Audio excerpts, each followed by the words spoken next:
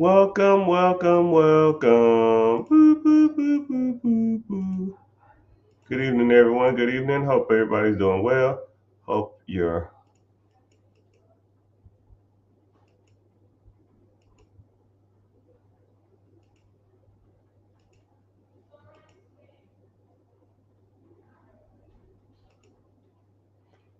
all is well. Hope y'all doing good. All right. So I'm gonna give y'all the same spiel. I give it all the time. I'm streaming on multiple platforms. If you are here from any social media besides YouTube, YouTube is the only one that pays me to talk. So I would really appreciate it if you just chimed in on YouTube, please. I see people coming in and out of YouTube. I appreciate you being here.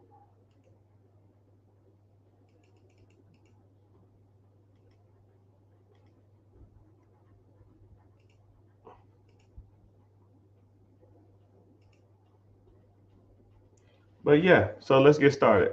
Individuals talking about different stuff. So one of the subjects today someone wanted me to talk about is me getting a haircut. I know I need to look a little rough, but it's all good. I'll get there. So someone talked about business credit. So individuals that wanted to get business credit, first of all, you have to understand what business credit is. Business credit is when your business, the funds that you use are secured, are being tracked on your business side. Okay, and when your funds are tracked on your personal side, then that's personal credit. Whenever you have business credit, your utilization does not factor. When you have, or your, yeah, when your credit usage is factored, then it's not on your business, your credit, your personal credit side. It is. I'm kind of tongue tied a little bit. I apologize. I'll kind of say it again. Say if you have a $5,000 credit card, you use all $5,000 of that. Boom, I see you. When you use that $5,000, your utilization is maxed out. You're at $5,000. Nobody's going to give you any more credit. But if you have $5,000 line of credit on your business side, you use all $5,000 of it. No one cares. Nobody sees that but the bank and you. That one bank and you. Only people that see it. So you can go out and get another line of credit from another bank. You can max that thing out. Only person that will see it is you and that bank. And that's what's great about business credit. But you got to have some things established before you go out and get business credit. You can't just go willy nilly and just show up and then try to say, yo man, I need $50,000. You got to have some stuff attached to it. You got to look like an official business. And the step process is really not that extensive. You just have to make it look more official. And then whenever you do go to apply for business credit, you got to apply to the right banks. You got to answer the questions right. You got to say the proper things. You can't just go in the bank and be like, yo, bro, I got a damn week old LLC. I got somewhat good credit and I need $100,000. They're going to be like, yo, you can $100,000 your ass about the door. It doesn't work like that. But there are steps you can do. One thing that I do or my team does is we do the process for you. I'll tell you, yo, you need this, cool. Let's go get you some money, right? And if we don't get you money, my job, my job really is not to even get you money through us. My job is to get you money, period. Right? I don't care if you go through us. I don't really give a damn. Right? But if you go through us and we don't get what you want, then I'm gonna show you other places you can go that will damn near give you the bag, right? Because you will be surprised how far a $20,000 line of credit at the bank will get you in your business, right? Let's say you're not doing any money now, you don't have any money going out, you don't have any money coming in. I'm gonna give you a $20,000 line of credit. Now you can hire an employee, you can move into an office, you can probably buy a new computer, you can start marketing, you can start a website, you can do a lot, and that ain't even That's only a couple grand. You still got 18 left. You know how much stuff you can get with 20,000, 40,000, 70,000, hell, $100,000 worth of funding on a business line of credit. You know how much stuff you can buy? And that's not even talking about you starting a business. Let's talk about you just buying an existing business. Let's talk about you buying real estate. Now, say if you had 40K in funding, you take the 40K and now you put it a down payment on the $200,000 property. Say if you got an owner financing deal, let's say if it's a $500,000 property, the payment on the $40,000, let's say it's, I don't know, $800, but that rental property is making $900 a month in profit. You make $100 a month just for managing that thing, and you had no money out of pocket, right? But there's scenarios like that all the time. What if you got $60,000 and you bought a house cash? And a lot of people are like, yo, Mr. Richard, you can't buy no houses in America for $60,000. Bullshit. Bullshit. You can. They are out there, right? You buy the house for cash, and then you go to the bank and get a refi. Let's say if you got an off market, it was a $50,000 house that was worth 75. You had to pay $50,000 cash. You put it on a line of credit, and then you wait 2 weeks, 3 weeks, or about a month or whatever, waits for the smoke to clear, a couple months. Then you go to the bank and get a refi. They're going to refi you at 80%. 80% of a $75,000 house, 60, maybe something like that. So now you make $10,000. You got the property, and now it's still being rented out. How many times can you do that? Damn near infinity. You pay the 50 back. You get a mortgage. You get a tenant, and you get equity. You rinse and repeat. Now, how many times can you do that? Right? Those are things we talk about. If you're interested, click the link in the bio, get started. Yeah, Chris, get that money. Hey, Chris, I just sent you I sent your application up too. So you good now. Or at least I couldn't get access to that Google Doc either, but that's all another story. I'll get to that later. And something else I'll talk about real quick. Someone else brought it up. We in class Friday, I have a special guest that's coming through that's going to help us make more money. And those are the type of things I like to talk about. Those type of things that I like building, those type of relationships. Right? And it'd be surprising, and I'm not trying to brag or boast, but when you have a decent social media following, when people don't have a decent social media following, or they have somewhat a decent amount of social media following, those people kind of, I ain't gonna say they look up to you, but they see value in working with me. And I see value in them. But there's a lot of people out there. It's a lot of noise out there. And it's a lot of bull stool out there, right? Through me, I damn near vet them all. Right? If I see bull stool, they get no love. But if they're doing stuff out here that makes sense and other people can replicate it and other people can make money from it, then I'm down. And that's how it should be. But yeah, if you're watching on TikTok or any other social media platform, I don't know, on Facebook, just click on YouTube, type in The Rich Get Richard. You don't have to follow, you don't have to sub, just watch it from there because they pay me. Right? All right, next subject is someone said improving their credit. So there's a lot of things you can do to improve your credit. One, so you have to, first of all, to improve your credit, you got to understand your credit. So you have two aspects of credit. You have your credit profile and you have your credit score. Your credit profile, ultimately, it makes up your credit score. I've seen people with strong credit profiles and have shitty credit. And I've seen people with great credit and shitty credit profiles or no credit profile. I've known people to have no credit cards, no debt, no cars, no credit cards, and have a 780 credit score. And I've seen people with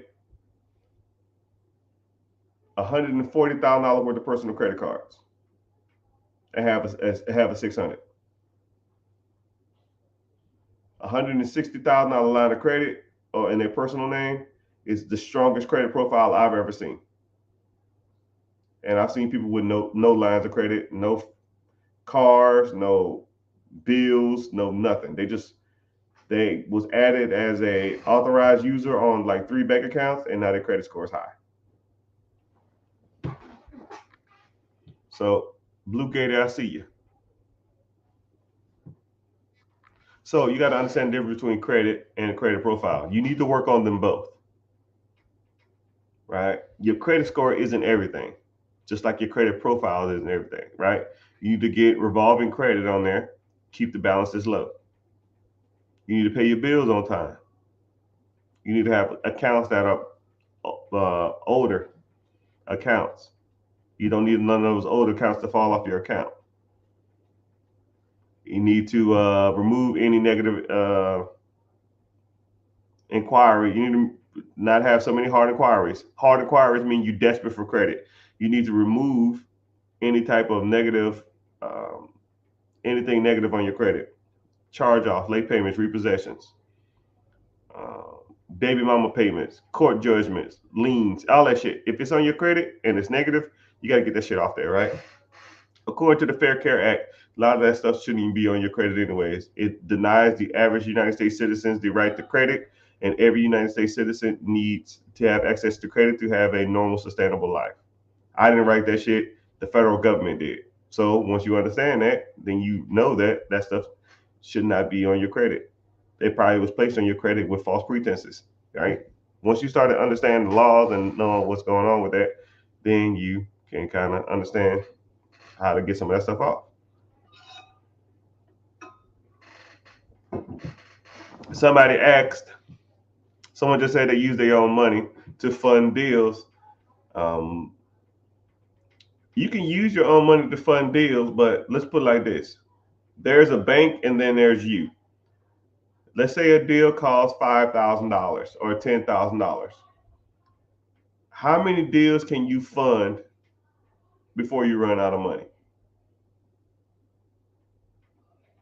Now, if there's a bank, let's call it Bank of America, and it's $10,000 per deal. How many loans or deals can Bank of America fund before they run out of money?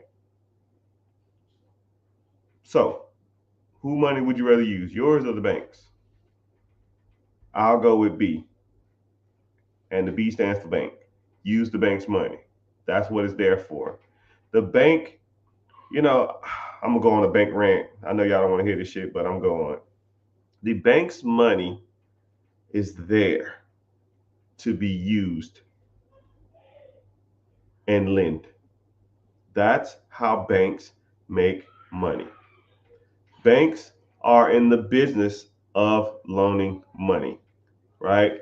You think that them holding your $200, $500 paycheck every damn week is their bread and butter? No. They actually lose money by you being there. They don't give a damn about you. Let me tell you how you know banks don't give a damn about you. Go to the bank and deposit $500,000. Go leave, come back to the countertop come to the counter at, and say, I just need to withdraw $500 out of my account. And they'll say, which one? I don't know, checking. And say, okay. Anything else, Mr. Richard? No, I'm good. Thanks. Now go to that same bank, take all the $500,000 out, and only have $1,000 in their account. Hey, how you doing? I want to take out $500. Which one? Checking? Yep. Here you go, Mr. Richard. Anything else? Nope. I'm good. Thanks. They didn't throw no fucking parade for me because I put $500,000 in an account. They don't give a shit. They don't care. They don't send me no coupons. They don't send me no gift cards. They don't send me a thank you. They don't say any of that shit. They don't give a damn about you. They don't send you no thank you for being a loyal fan. They don't say thank you for being here for 10 years. They don't give a damn. Not a damn. But I'll tell you what I do get in the mail from banks. Credit card offers. By show of hands, who has received a credit card offer from the bank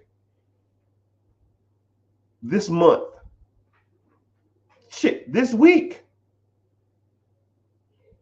Who received a credit card offer this week from the bank?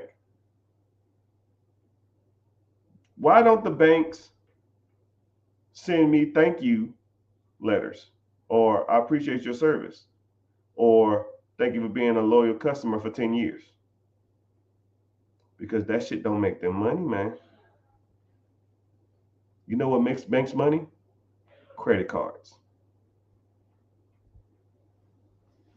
I watched a documentary one time. I'm not going to go on this huge rant, but then I'll be done. I watched this documentary, and it broke down where the majority of the bank's money come from. You want to know? Anybody want to guess? The 3 main ways that banks make money, right? So I want you to really think. I'm going to throw some stuff out there. Car loans, personal loans, your checking account, your debit card, your business account, your house. What are some answers? Just off the top of your head, right? What are y'all thinking? What ways do banks make money? I'm going to break it down to you. Top 3 ways that banks makes money. Late fees. All right. You don't pay your bills on time, or you are negative in your account. Fees. Number 2 way that banks make money. Damn, I had it in my head. I'm drawing a blank now. Well, ATM fees. Oh yeah, no, that's number 2. ATM fees. You have the money in the bank. You want to use the bank that ain't your bank? $3. And the last one is credit card fees, credit card interest fees. Credit card interest makes like 80% of the bank's revenue. I didn't say shit about cars, personal loans, CD accounts, mutual funds, all that other kind of shit that people think that the bank is there for. I'm gonna say these again, but listen to the key word. But I'm gonna throw you a bone too, since some people y'all hearing me, but y'all ain't listening. Late fees, ATM fees, credit card interest fees. Banks make most of their money off of fees. When you fuck up, they're gonna get you. If you don't pay your bills on time, or you're behind, or you don't have the money, they're gonna get you. Late fee, overdraft fee. You don't plan accordingly, you go to a different bank to get money out, fees, ATM fees. If you use a credit card because you don't have the cash and you can't wait to save it up for something, you buy the shit anyways, fees. All of these can be prevented. All of them. But they understand that people mess up. And they're going to take that shit all the way to the bank. Literally. I think I was watching something that said like, I think like Chase makes like $80 billion a year just off those three fees. $80 billion off fees. Not mortgages, not cars, not your little joint checking account, not your little $300 that you deposit in every month or every 2 weeks or whatever the hell you get, off of fees. So when you think that these banks are your fucking friend, they're not. That's why they send you credit card offers all the time. Because they make all their money off you wanting lines of credit and not knowing what to do with the shit. And then you spend the credit card debt on consumer debt, which is even worse. Not only are you spending money that you don't have on shit you don't need, it doesn't even provide you any more money.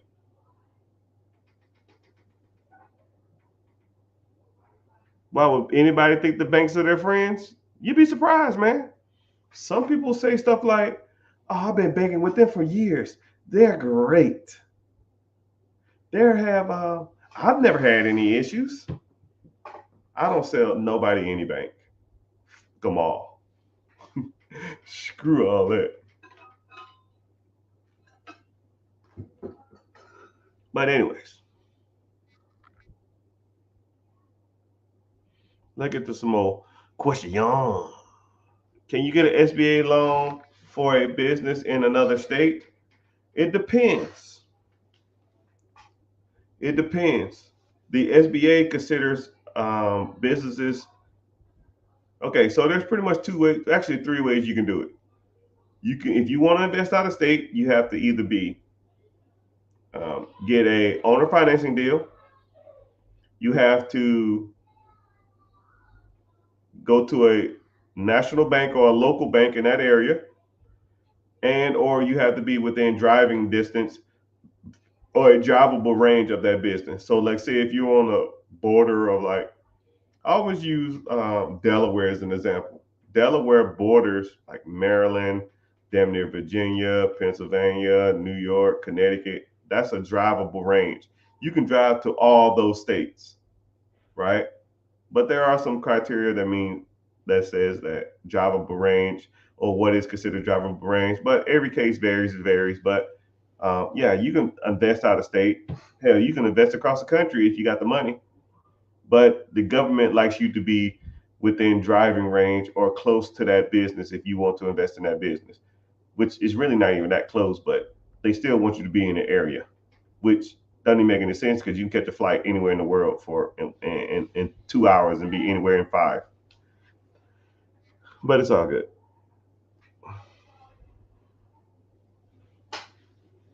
I need trade lines. Trade lines are trash. Trade lines are dead. Trade lines are dead. Some people call trade lines. I don't call them trade. I don't really call them trade lines. I just call them like authorized users or something. I'm not really authorized user. Trade lines technique don't work anymore. So does Chef Corps and Shell Corps don't work either. They got hip to that shit, right? But I can break down Shell Corps, and trade lines all day long. Not gonna get into it today. I don't really feel like it, but just know that you don't need a trade line, right? You work on your personal credit. Once you get that personal credit ready, and then the bad part about it is, whenever you get a trade line or you an authorized user on a account, you have like an asterisk on your credit score. It'll say like AU or TL, right? So it's like this person is in charge of this account, but he's really not in charge of this account. So how do you get validation? How do you get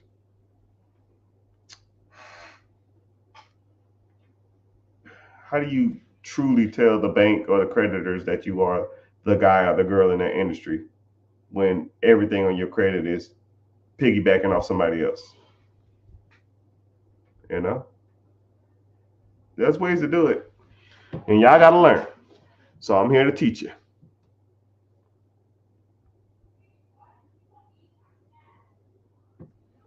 Mr. Richard, I want to start a nursing home. My bad. I had to vomit. Yeah. Why start something when you can buy it? But I will tell you this, and I really respect the fact that you even looking at nursing homes. Nursing homes, in my personal opinion, is going to be the next boom. I give it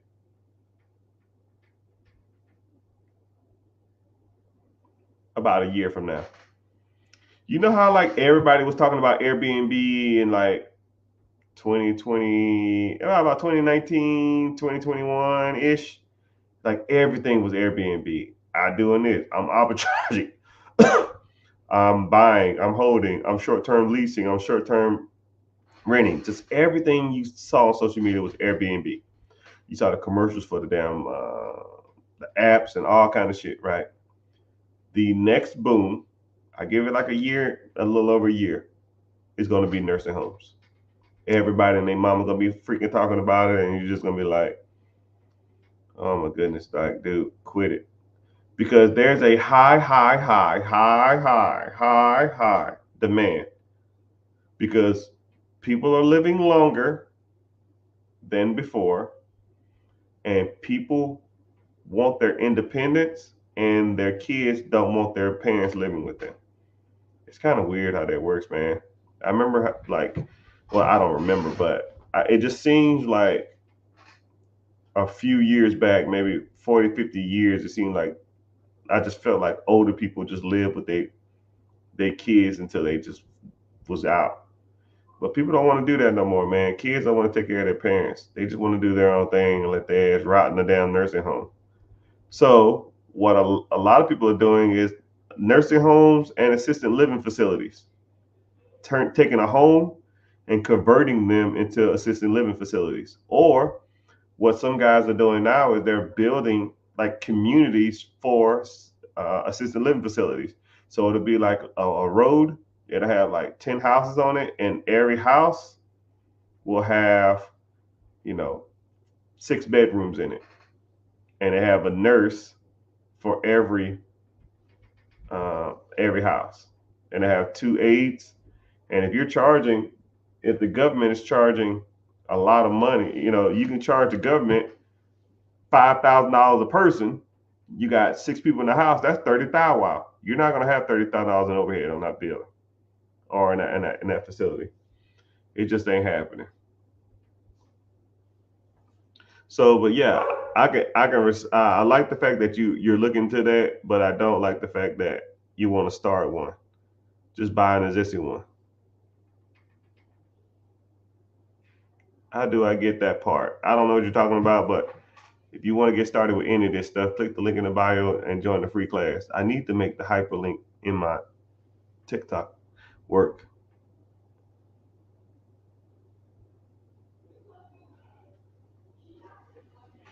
Me right now, I have a 750, a 770 credit score, 2 credit cards, a pledge loan, no debt on my credit. Yeah, sound like you're doing pretty good. Now, what you want to do with that credit though? Like a lot of people don't understand credit. A lot of people think that credit is like a trophy wife or something or a trophy husband. You don't just get your credit and build it up high just to like let it sit there and just tell people you have good credit. Like no one cares, right? What is the credit doing? That's like having a Lamborghini in the garage and you never drive it, right? You got to go out there and dog it out. You got to go out there and let people know you ain't out here playing around, right? Use the car to get ahead in life. Use your credit to get ahead in life. You got to use your credit to get ahead. That's what it's for. Your credit is not there just to sit there and do nothing with it. You got to leverage your credit. And a lot of people say, well, I don't want to mess up my credit. Well, what's the point of having it? Like, you buy a house to live in it. You don't buy a house to have it look like a museum, right? You fix your credit so you can use it to buy, to acquire credit, to use the credit to make money. That's the whole point of credit. It's not there just to look pretty. Use the shit.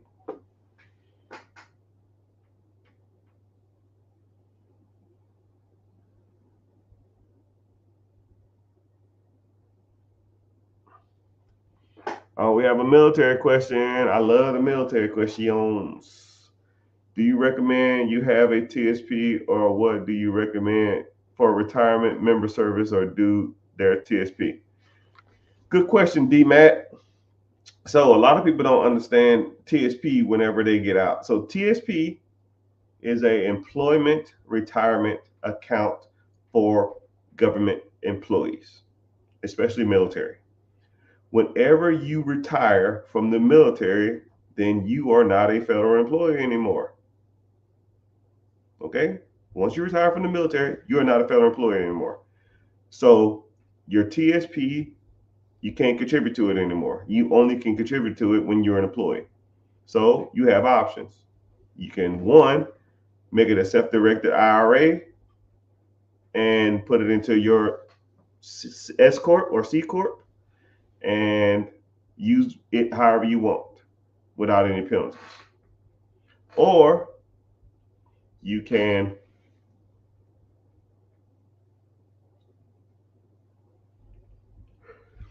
just roll it over to another account like a Fidelity, Vanguard, T. Rowe Price, or something like that, and then let them, and then now you can contribute to it annually or monthly, however you was doing before. But you have options. And also, too, if you take a loan out on your TSP account, if you take a loan out whenever you go to retire, let's say took a loan out on your TSP, let's say if it's $4,000 or $5,000. Whenever you get out, that $5,000 or whatever you took out of that account will be considered income.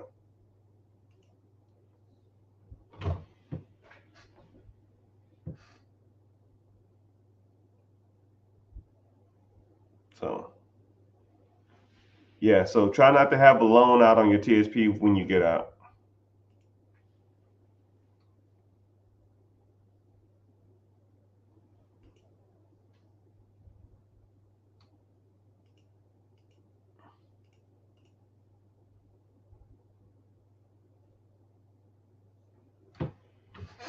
And they get paid by the government through Medicaid, not private.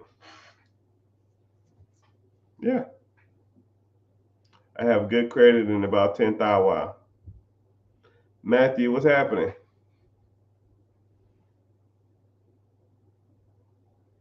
I've been debating between buying business and real estate. Congratulations, Mr. Dean. Well, here we talk about them both. They both had their pros and cons.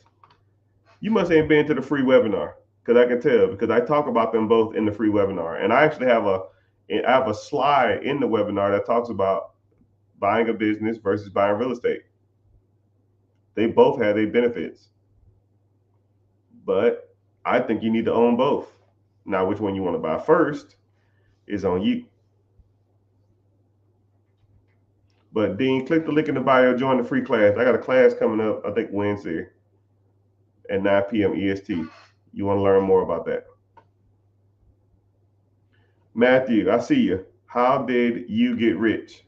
I'll keep it short because I hate talking about myself like that. So I started investing in real estate. Oh man, about 2008. No, about 2008, 2009-ish. I bought my first piece of property. Well, I lived in a trailer, right? We call it the military trailer because the military trailer only housed anybody in the military. But the trailer had 4 bedrooms, and it was $450 a month. So we pretty much paid $100. I think we paid $150 a month to live there. It was $150, and that covered water and electricity, and cable, and trash. It was $150, and it was a little trailer too, man. You didn't have no room for nothing, but it did the trick. And I went to go buy a house, and I asked all three of the roommates there and said, "Yo, I'm gonna buy a house. We need more space. This is small, and instead of us spending $150 a month, it's gonna be $500 a month, and that's how much the bill costs. And I'll cover everything else. I cover electricity, water, cable, all that kind of stuff like that." And they agreed to it. We all moved out the trailer because the trailer was a crap box. AC rarely worked. It was floor was wobbly. The rooms were small. You know, people paid for it, and it was closer to where we worked. So I had three roommates that paid me $500 a piece. My PITA, property taxes, interest, and insurance, was $900.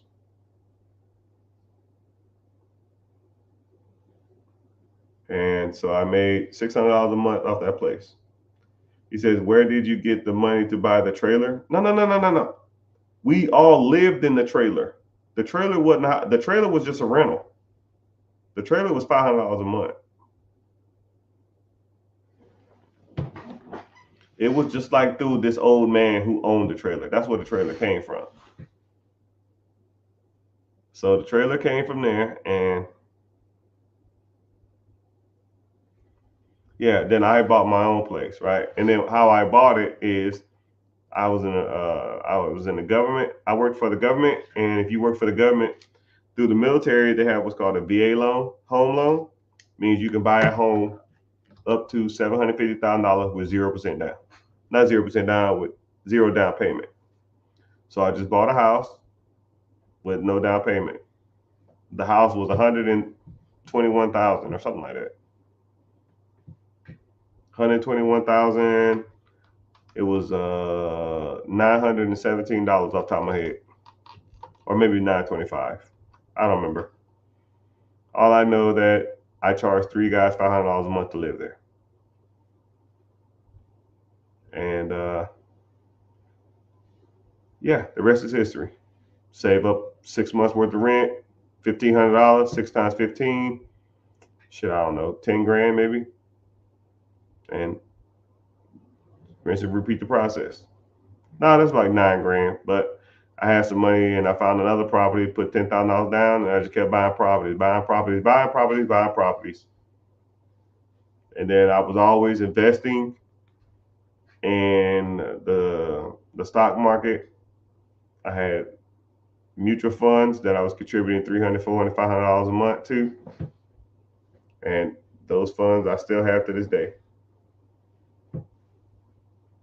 which make me way more money than you could probably ever imagine. But you got to put it into the system, trust the system, and let it ride. Someone asked, "Can you get a business loan as a down payment for a fourplex?"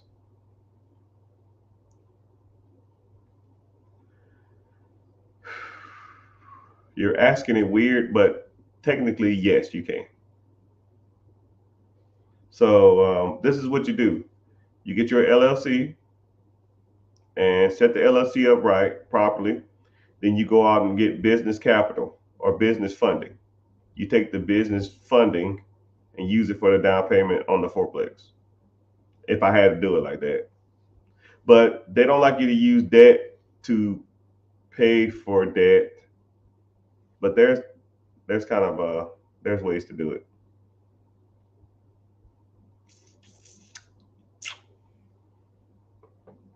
Sign up for my free class. All right, thank you, Adrian. Adrian Peterson. We have a celebrity in the house. You don't need the damn class, man. You go play football. All right. Someone asked, "How do you invest in mutual funds?"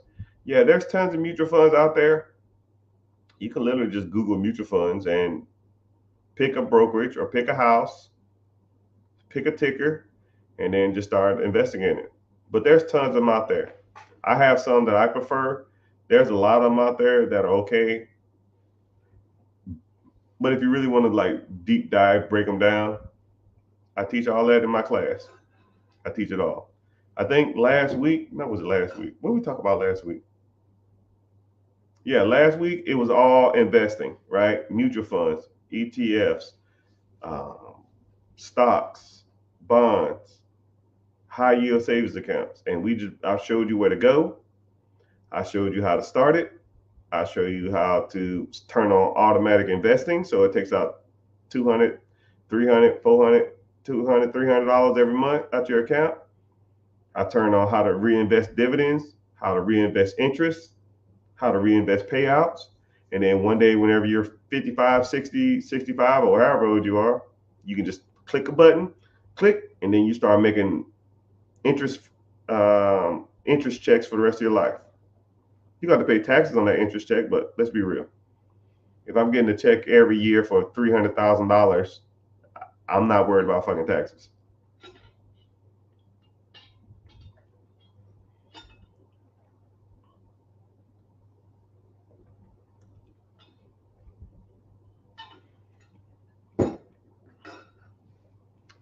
But yeah, well, speaking of taxes, I got to pay my tax bill. But yeah, there's a lot of different ways to invest in mutual funds. Hell, what's crazy is back in my day, there was only a handful of ways you can do it, and you was only limited to how many mutual funds you can invest in.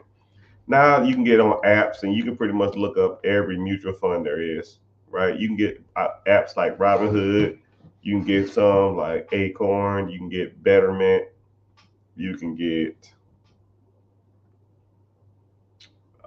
all the major brokerages have apps nowadays, so you can almost just go through the brokerage, the Vanguard, the Merrill Lynch, Charles Schwab, Fidelity, T. Rowe Price. You can just go through the brokerage and get their house, go get their mutual funds and just invest directly to them, versus getting the secondary app and investing through the app, which sometimes kind of weird though. But yeah.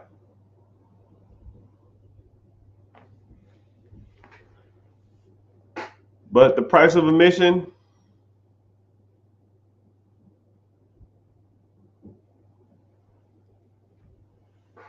oh, my phone died. Man, dang, man, I ain't repeating that.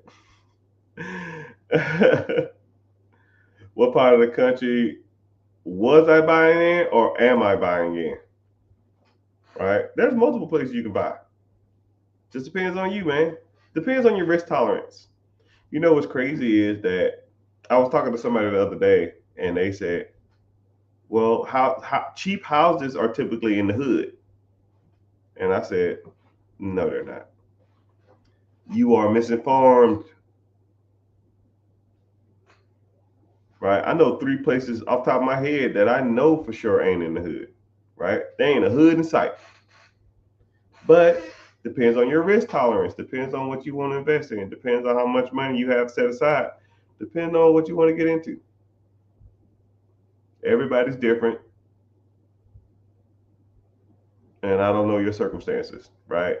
That's why you need to maybe one day set up a one-on-one call, maybe set up a consultation, maybe set up to where you come to the class and ask me questions, because you don't know what you don't know until you either learn or you learn from people who are talking about this type of stuff.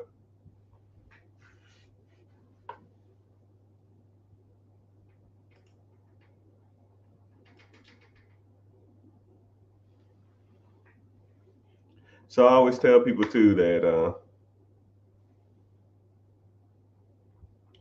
I always tell people too, it just depends on,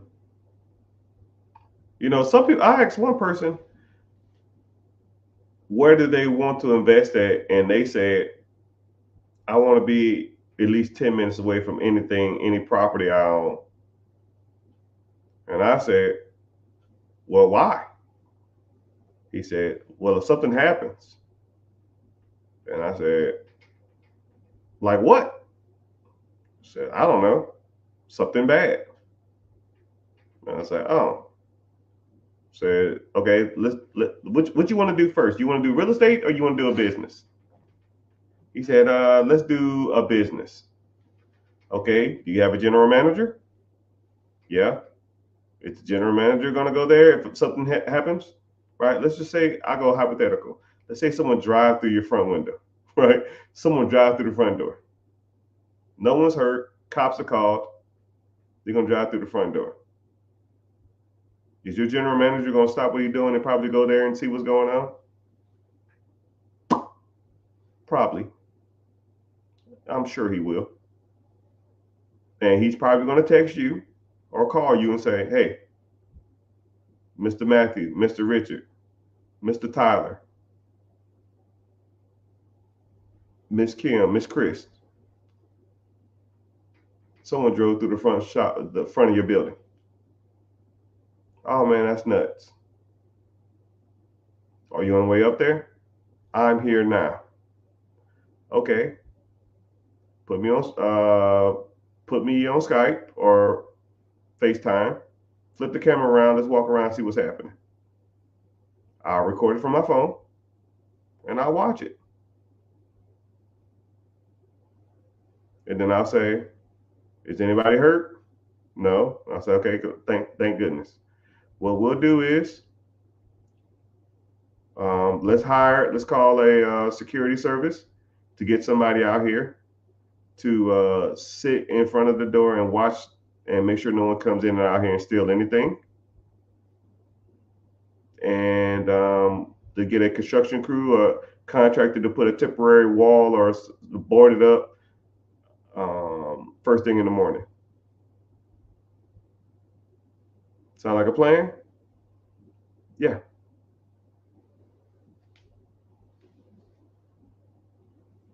How close I needed to be to do that?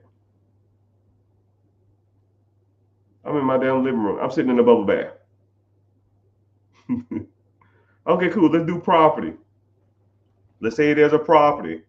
Let's say there's a small fire in one of your houses. The property manager will give you a call. They're not going to call you. You ain't doing shit.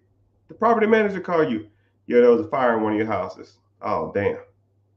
Is anybody hurt? Nope. Cool. What's the damages?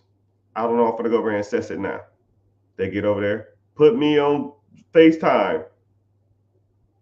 Okay, I see it. I'm screenshotting and I'm taking photos. Are we going to get the owner to pay for it? Or the person that's renting it pay for it? How much is the damage? Because if I have to call and make an insurance claim, my deductible is $5K. This is not a $5K job. They did it. They pay for it. Do they have renter's insurance? Yeah, they have renter's insurance. Okay, cool. They can pay for it. Send them the bill. Get a contract over there first thing in the morning to fix this. And let's replace everything we can as soon as possible. We'll send them the bill. Cool. Thanks. In my bubble bath. Same thing with the car driving through the building. Yeah, we got the Mr. Richard. We got the window boarded up. Okay, we got a temporary door coming in and out. Okay, I already called the insurance company. They're gonna come and do a claim later on today. They're gonna be there about 2:00. You need to be there. Okay. Put me on FaceTime and speaker so we can so I can hear what they're saying. They walk through. They assess. Cool. We'll give you an estimate back in 3 days or 2 days. Deal. Okay. Well, we can't just sit there and wait for this fucking money. We got to fix this shit. That's why you have petty cash. That's why you have operating expenses. That's why you have business credit cards and business line of credit when shit hit the fan. I fix it. Let's say it's 20 grand. Your insurance came in from the insurance company. They awarded you $40,000. Well, thanks. I just made $20,000 for some clown driving through my building.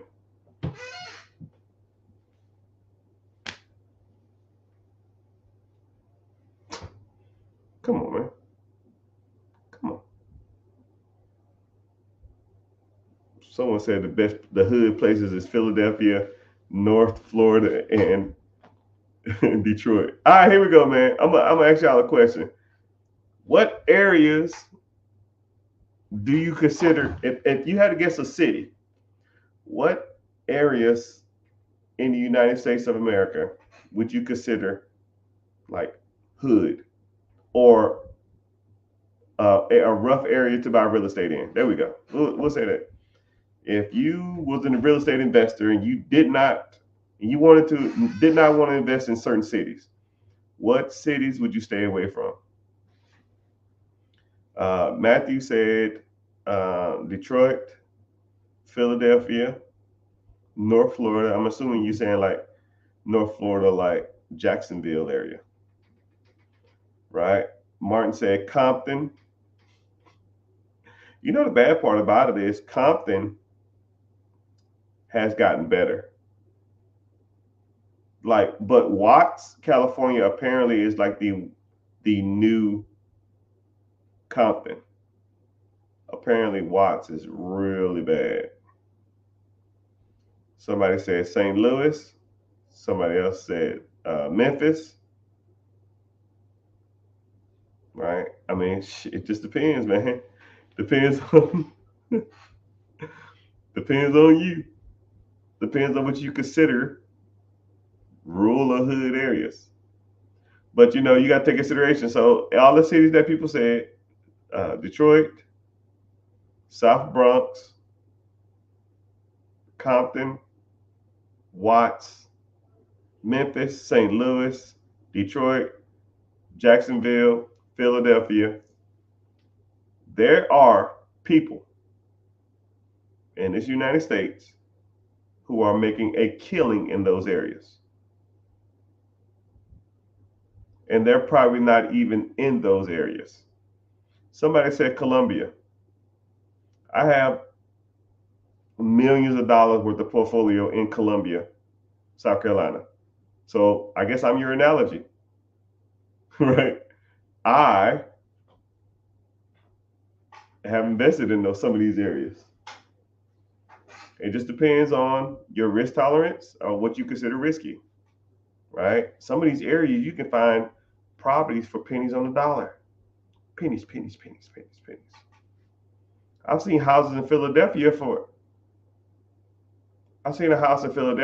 like, I want to say like $22,000.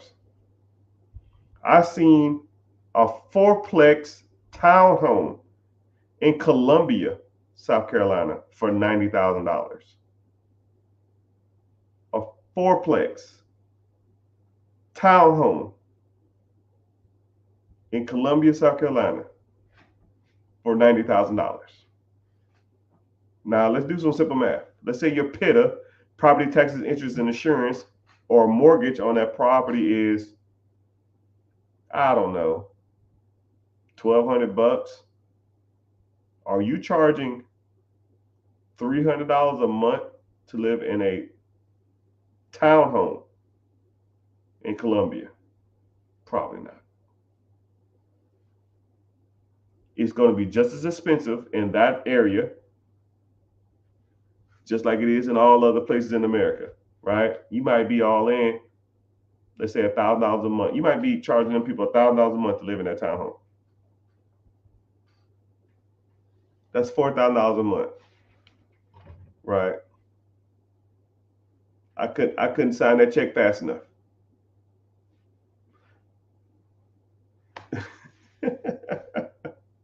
How much? This ain't a typo? Cool. Send me the purchase agreement. Do you want to see it? No, I'm good.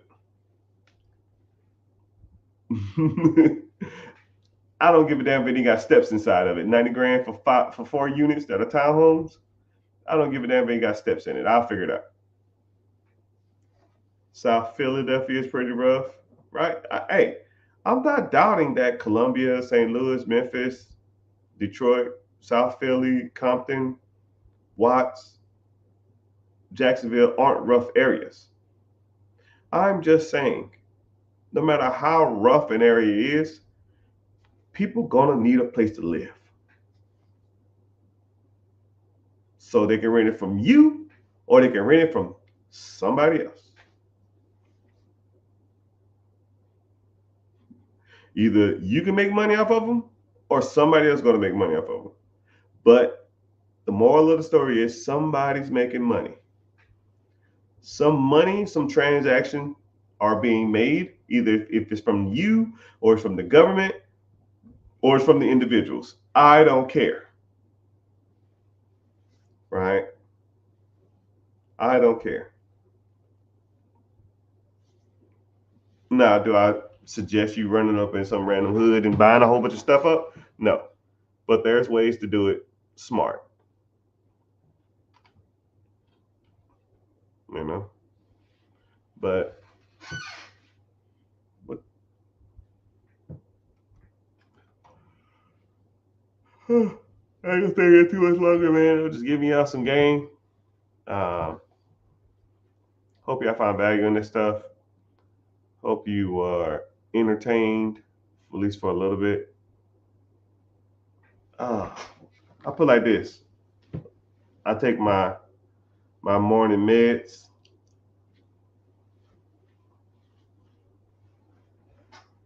and then I'm out waiting for y'all questions.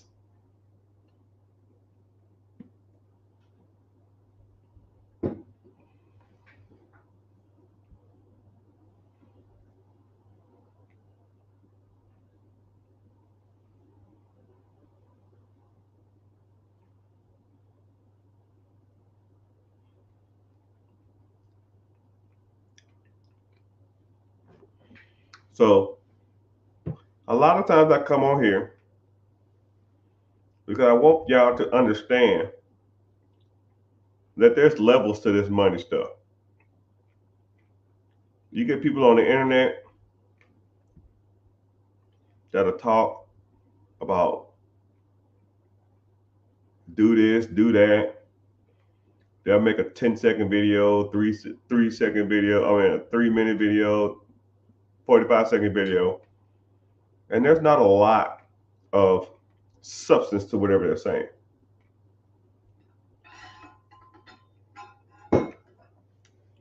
But I literally sit in front of you and I will debate or talk about any subject that y'all bring up. And this is all free. I don't get paid for this, right? YouTube, I make a little money. Damn, YouTube, appreciate it. YouTube, I make a little bit, but I mean, it ain't like bringing home the bacon kind of money. It may be $200 a month, right? It ain't right. It's a couple cheeseburgers and a supersized meal.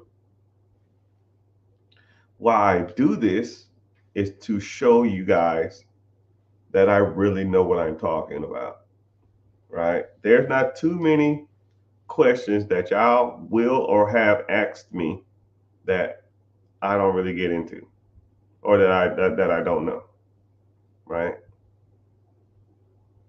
But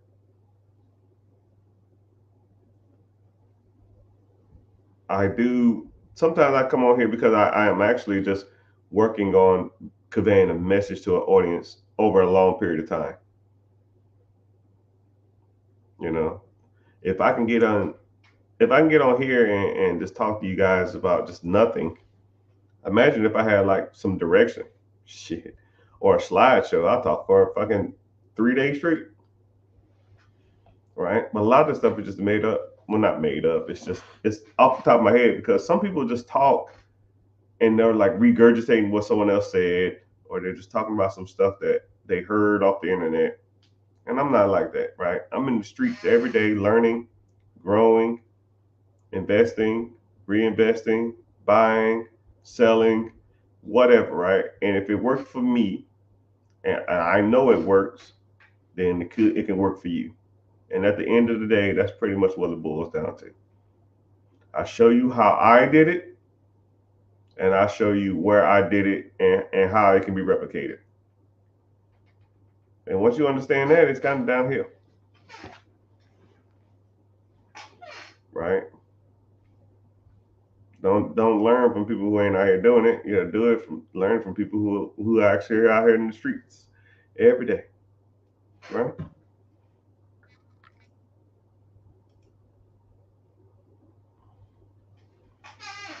So someone said I would like my first real estate investment be 30 unit apartment minimum. Shit, you and everybody in America, you know the okay. I'm gonna put you on something. You know the most sought out after real estate in America is. I'm gonna I'm gonna see if y'all know this. What is the most sought out after real estate in America? You probably thinking single family homes. Nope. Duplexes. Nope. Triplex. Nope. Fourplex. Nope. But it's up there. Fourplexes are up there. Let me take my pill. Casinos, man, heck no.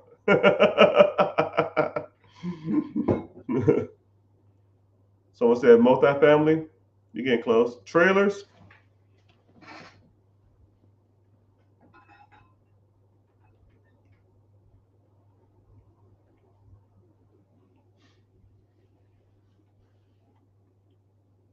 I'll give you a hint.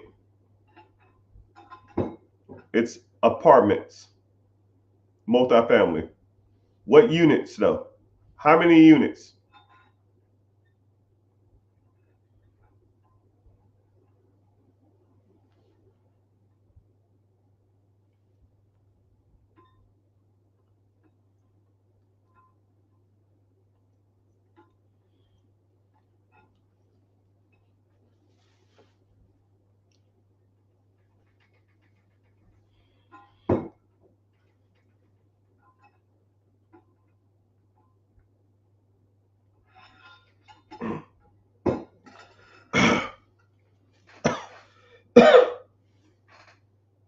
Someone said 8 units. How many units you think is the most desirable real estate is there in America?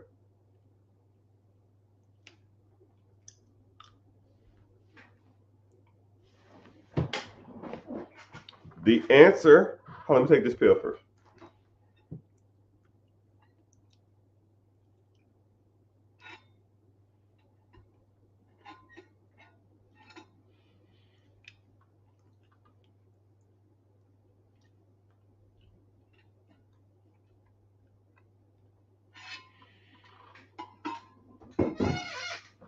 Someone said 4 to 5 unit multifamily apartments. So you're saying it weird. 4 units is not an apartment complex. It's a multifamily. It's actually financed as a single family or financed as a single home. 5 units is considered commercial property and is financed as a commercial loan or an apartment. So 4 units and lower is considered a single family home, or you finance under a individual as a primary house. 5 units or more are considered commercial apartments and higher. So the most desirable real estate in America is 10 units to 30 units. It is the most cutthroat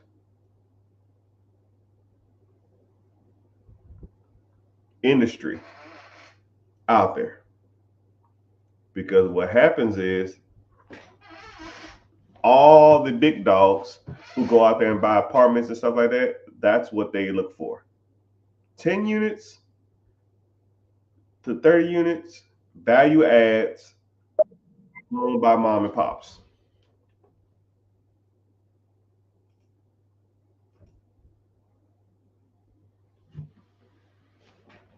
So anything 30 units or more, they're typically being bought out with like from the big dogs, like the venture capitals and the investment firms and stuff like that. So nobody want to deal with those. And then their interest rates or their returns aren't making that much money, right? You probably only getting like 5 caps.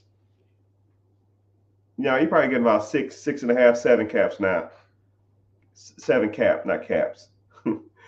7 cap on that. So it ain't worth it almost to me nowadays. But it's almost like, because you think about it, smaller people say, oh, I can get 10 units or more.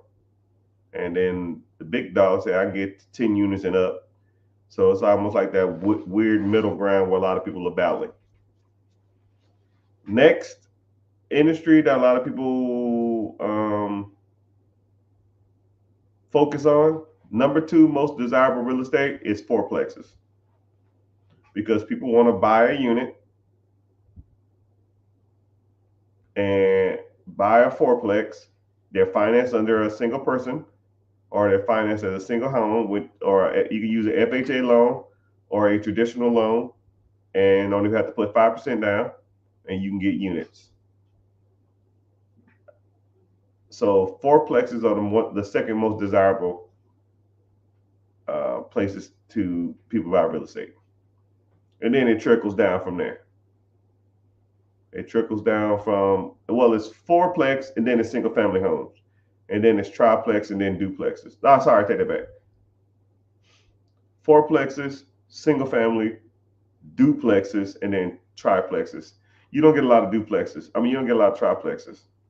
And then you get 5 units to 10 units, and then you get 30 units or more. They're all in considered the same realm.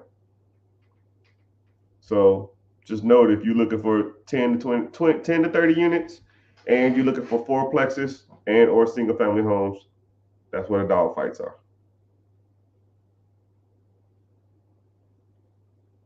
But hey, what do I know?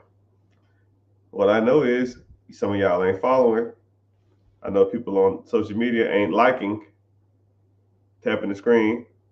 If you're interested in learning more about real estate or any of this stuff, man,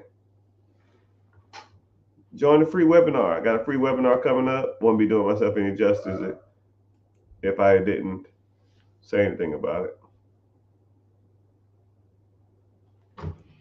Hurry, don't be late. And also, too, I didn't even really factor in. Well, I guess it's considered commercial real estate. But then you have like the mobile home parks. You have trailers. You also have assisted living facilities. You have nursing homes. I didn't really factor in none of that stuff. But a lot of that stuff is out there too, if that's what you want to get into.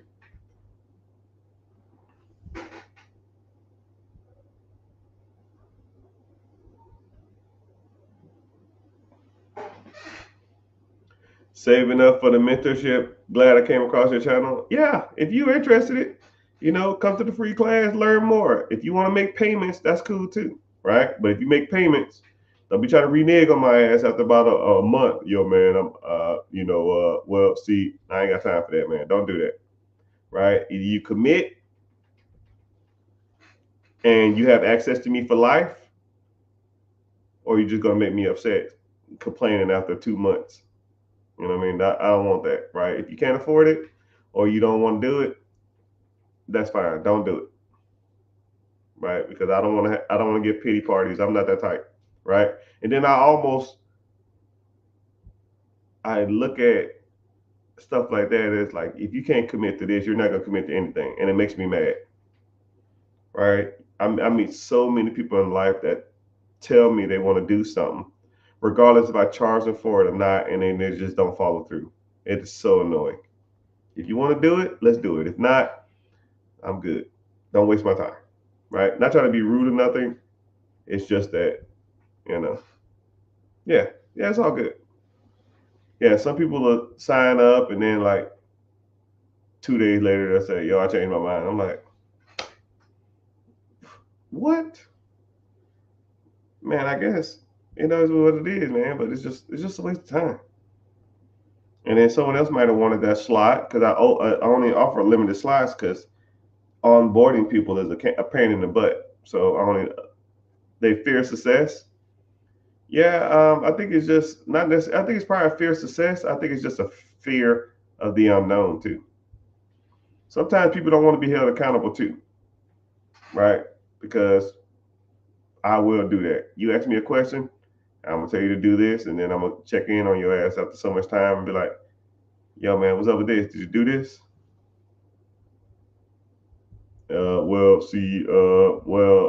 Yeah, here we go, man.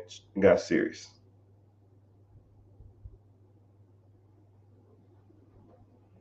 When's the What's the date?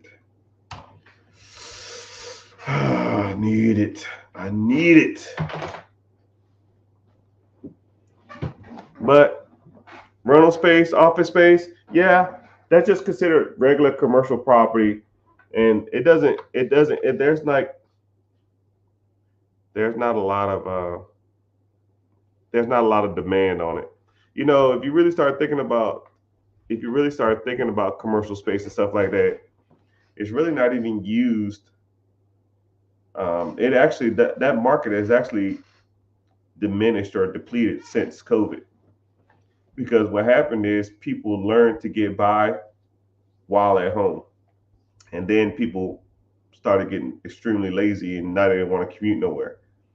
Now they pretty much harass the system to let them sit at home and work, which I guess it is what it is, but I just don't understand that. I mean, and like all these people that had like this huge ass office spaces, they don't need them no more. So now they're thinking, well, shit, if I get the same work done from people sitting at home,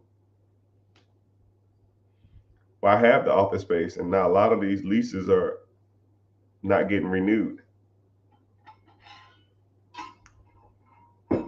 The same thing that happened with Amazon and the mall, it's the same thing that happened with COVID and office workspaces. If I can shop at Amazon, and you know what's crazy about Amazon? You can go on Amazon, the app, find what you need, and have it on the way before you get changed to go to the mall. It's crazy. It's almost like,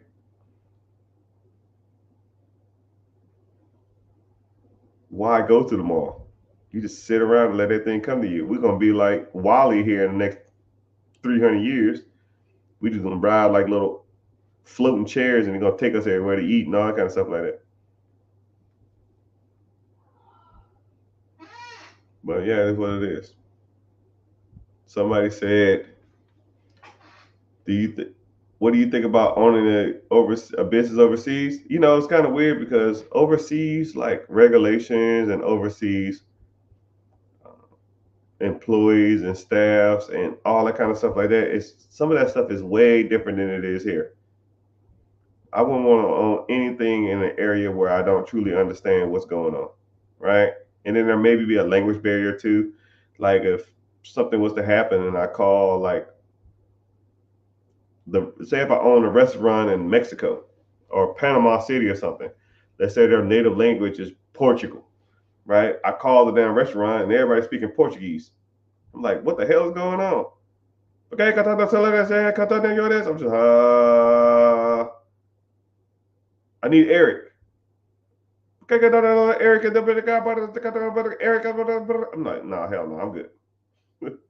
Now, if you spoke the native language and you understand that area, then maybe, yeah, maybe you can shoot for it. But the SBA, Small Business Administration, is a United States program, right? You're not gonna go buy a business in Canada with a United States loan. It doesn't make any sense.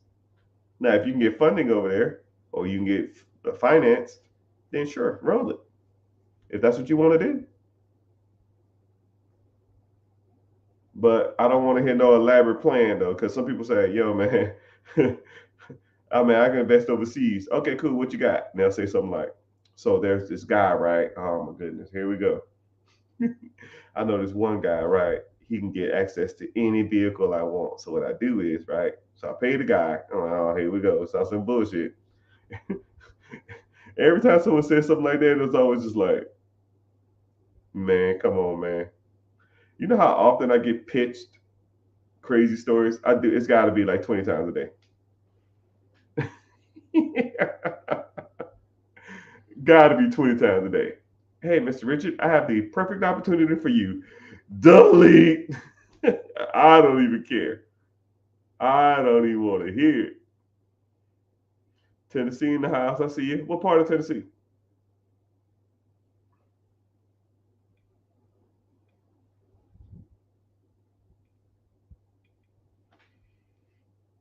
Yo, Mr. Rich, I have the perfect opportunity for you. Delete.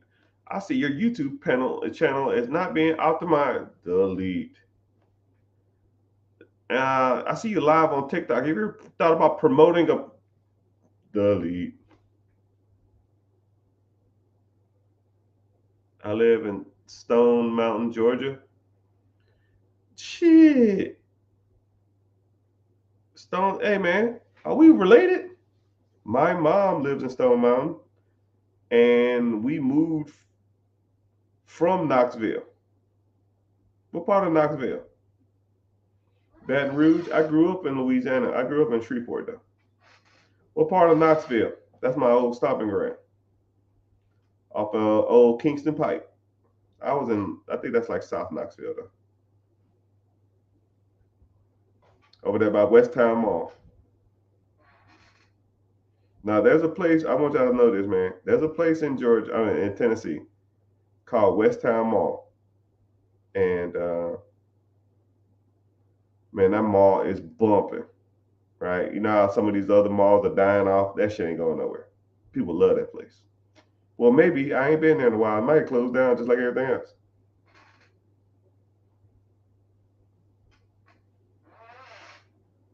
Pine Lake, Stone Mountain. I'm over there by, well, mom's over there by Lawrenceville Highway, the Highway 78, if you know where that is.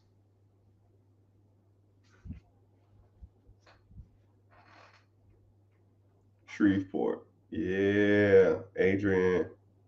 Hey, yo, Adrian. But yeah, I hit my quota for the day. My quota was to get on here for 1 hour, and I've exceeded that. I need to really fix my social media platforms to where y'all can click and go wherever y'all need to go. But I'll fix it as soon as I get off here. But yeah, if you're newer here, thank you, welcome. Make sure you're following. Uh, you went through, you're Redan. Oh, you from the hood.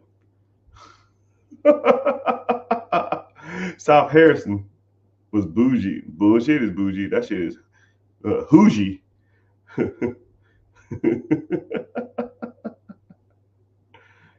But yeah, damn, my teeth are fleeky fleek.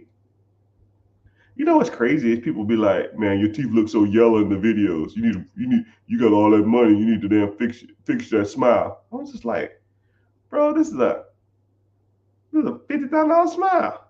You just get bad lighting. They blinging. Yeah, bling bling bling bling."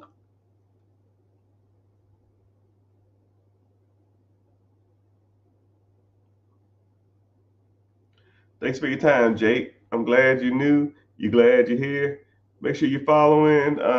Joker, I'm gonna give you the last question for the day. What is a good business to invest in with little money? And this is gonna sound corny. If you ain't got that much money, the best thing you can do is invest in yourself. Invest in an individual like myself or somebody to teach you the game, right? Because once you understand that money is not the game, right? You can get money anywhere, right? You can have a 700 credit score and go to 5 different banks and get $20,000 a piece in lines of credit. That'll get you $100,000. And then you can use that $100,000 to start buying real estate. You can use the $100,000 to buy businesses. You can use the $100,000 to buy vending machines or vending machine routes. The vending machine routes pays for the loan that you took out. And then once the loan is paid back, then all the money that comes in from the vending machine routes pays you, right? People ain't gonna tell you that. They're gonna say something corny like, but you got to start from the beginning. We all start from somewhere, man. I remember one day I had nothing, right? Less than nothing, right? I was paying on debt that I didn't even know I had because my mama and my mom and I think my sister put it in their name. I've got credit cards, light bills, all kind of shit that I didn't even know I even had. Right? It's one thing to start off with zero, and it's another thing to start off negative. Right? I moved into my first apartment, and I'm getting credit card calls that I didn't even know I had because people had my social security number. So we've all started. I've been there, right? So I can cope and understand from where you're coming from. So when I talk to you, I won't say this genuine shit like, yo, man, you need to figure it out. No, man, you just need some guidance, and that's what I'm here to offer. So link in the bio. Join the free webinar I have coming up. I think it's in 2 days, 48 hours from now. You want to learn more? Let's learn more. Let's move forward. If not, that's fine. You come in and just learn something and get some inspiration and take that and hopefully you're inspired for the day and go from there. Right? I tell people that shit all the time. Like I don't need your money, right? You just don't want. I just don't want you to waste my time. You're paying for my time. If you sign up, you're paying. You're getting my time. You're not getting. The money aspect is irrelevant. Like, don't care. Don't waste my time though. How you doing, Rico? What's happening? I see you. But I'm about to get off here. I said I did my quota. Damn, more people coming on. I be hate. As soon as I get the yapping, people start popping in. Funny how that works, but it's been real. It's been fun. It's been real fun. Hope you found value in this. If you're on whatever social media platform that you're on, please make sure you at least following, right? You get updates. And while you out throughout your day, just think of questions so whenever you do come see me.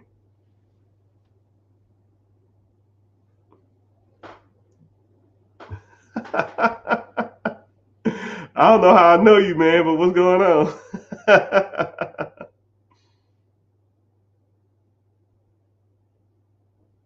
But yeah, thank you, man, and later, dudes.